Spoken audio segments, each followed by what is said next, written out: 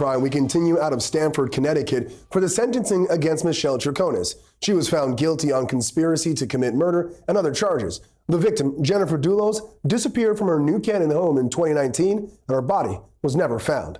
Let's get you back into that courtroom and listen to the defendant's mother giving her statement about the defendants. Honored Judge Randolph, good afternoon. Good afternoon. My name is Marisela Arriaza, and I am Michelle's mother. I come before you today with a heavy heart filled with deep sadness and much emotion, not only as a mother, but as a clinical psychologist who completed a master's degree in Memphis, Tennessee. Michi, a nickname Michelle's family and close friends call her, she was a twin. Her twin brother sadly died as a baby. Losing a baby, a child, is devastating pain that leaves a hollow mark. You might imagine the extra love and special care her father and I poured upon her. Michi and all our daughters were raised to be respectful and to be hard workers. We knew coming from another country was important. These traits were, and all our girls have made us very proud. Raised also with a strong faith, they are known in their communities for their sweetness and caring love for all. Michelle has been my companion and has always been by my side when I needed her.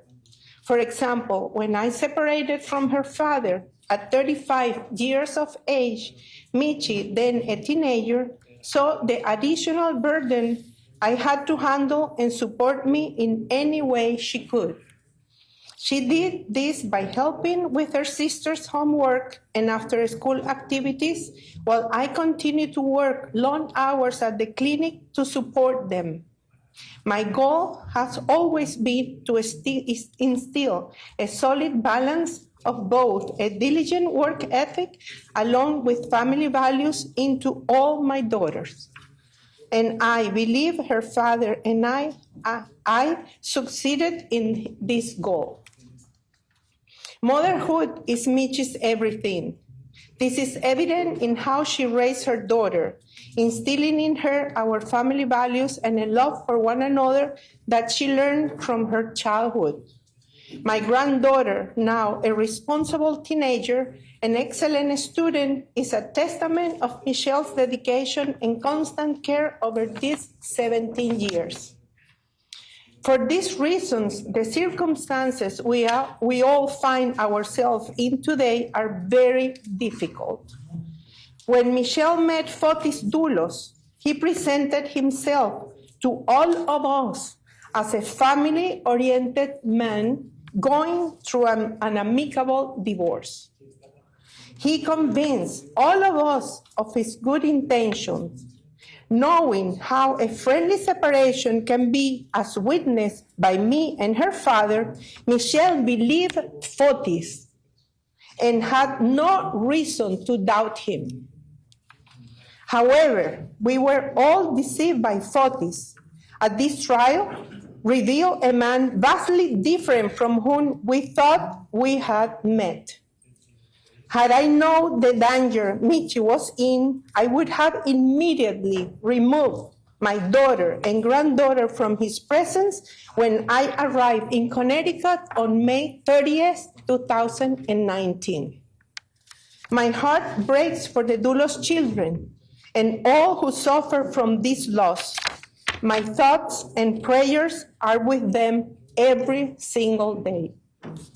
Your Honor, today I stand before you, enduring the hardship of misplaced trust in a man who betrayed many. This story sadly ended in ways that left us broken and devastated.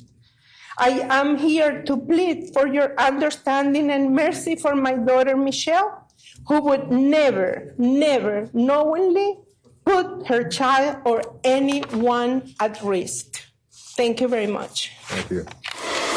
All right, that's the last from the defendant's mother. Some interesting points there. We're going to get to them, but first, we're going to hear more of these impact statements from some of Michelle Troconis' friends. Let's take a listen. afternoon, Judge Randolph. Good afternoon. I thank the court for hearing me as I speak in support of my friend Michelle. My name is Sandra Lytle, and I've known Michelle for 4.5 years. I first met her in the worst chapter of her life had begun. She had moved out of the home where she was living and moved into a temporary situation within walking distance of our church. She immediately began to pitch in various volunteer situations. She became a regular at cooking once a month as we prepared a meal to serve 120 people in a Hartford shelter. She also became a regular at cooking once a month for our community dinner. I now manage the church's thrift shop. 3 years ago, it was just simply an idea, and Michelle showed up and cleaned and painted the space for the shop. She attended regular Sunday morning worship services, and whenever her family was in town, they would accompany her and participate in whatever activity Michelle was involved in. Over the following weeks, months, and years, I got to know Michelle. I observed her as she met fellow parishioners, some who have various needs. Each and every time, she would work on a way to offer help and support. I witnessed her on several occasions when she could draw on her past experiences or on her deep faith to offer hope and encouragement to others. She is a trusting, intelligent, kind-hearted woman, full of compassion and generous with both her time and talents. Michelle is a positive contributor to her community, and above all, she is a loving mother who is trying to protect her daughter from the horror that has entered their lives. The seriousness of the charges against Michelle caused me to pause for breath, but not for a moment do I falter in my support of Michelle. While recognizing the evil, manipulative man that was Fotis Dulos and the tragedy that has befallen Jennifer, her children, her parents, and her friends, I pray they may find strength, peace, and comfort on their unspeakably painful journey. I also pray that over time, Michelle can be recognized as yet another one of Fotis's many victims. I appreciate your thoughtful consideration of my experience with the Michelle that I know when you determine her sentence. Thank you. Thank you. I'd like to call on Elizabeth Van Loon, please. All right, that was Michelle Troconis' friend, Sarah Lytle, and still with me are trial attorney Katherine Luzardo and practicing attorney Judge Fernand Rucker. Katherine, let's start with you. I know that many attorneys, myself included, make this debate. Is our job more art than science? And so my question for you is, when it comes to this sentencing, is it more art than science? And can you explain what it might be? I want to offer actually a third option, which is the human option. I think when it comes to sentencing like this, how we've seen it with the cases that we've covered, as a lawyer that used to be a defense attorney and now a plaintiff's attorney, I've seen both sides. And we can argue the science and the art of what you're supposed to do as a strategy, but when sentencing like this, especially such a heinous crime of a mother of 5 kids that are left behind, I think as lawyers, we have the obligation to look more on the human side of everything, the human side of the living victims that are left behind, or the 5 kids and their families, and the human side of the defendant who is now going to live their sentence as well.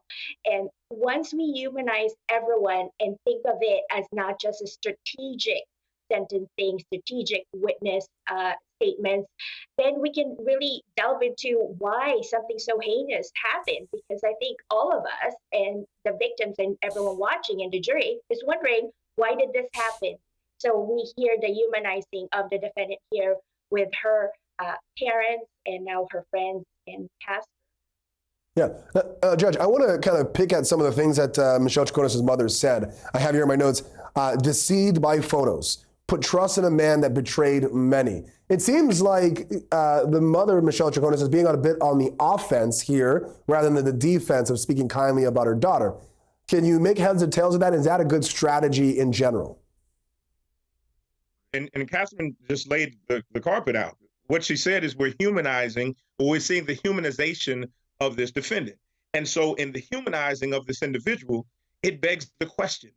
This person was such a good person, with such a good background, with such strong people around her. How and why would she do something like this? We're not going to say she didn't, but why would she? Well, the answer then is in the pointing the finger at her being manipulated into doing these things. It's not a denial of it. It's an explanation for it. It's acknowledging that here is someone who is a good person, does have a good heart. And here's now, in mitigation, the friends and the mother saying she was manipulated into doing this. Yes, she has responsibility, but her responsibility should be mitigated, should be tempered, should be lessened, because her kind nature allowed her to be used for such a heinous and horrible act.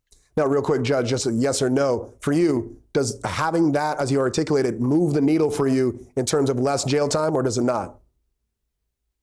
Yes. All right, makes sense. All right, so we're going to have to take a quick break, but we'll listen to impact statements from the defendant's friend, Elizabeth Van Loon, followed by the defendant's sister, Daniela Troconis. Don't go anywhere. We'll be back with more here at Law and Crime.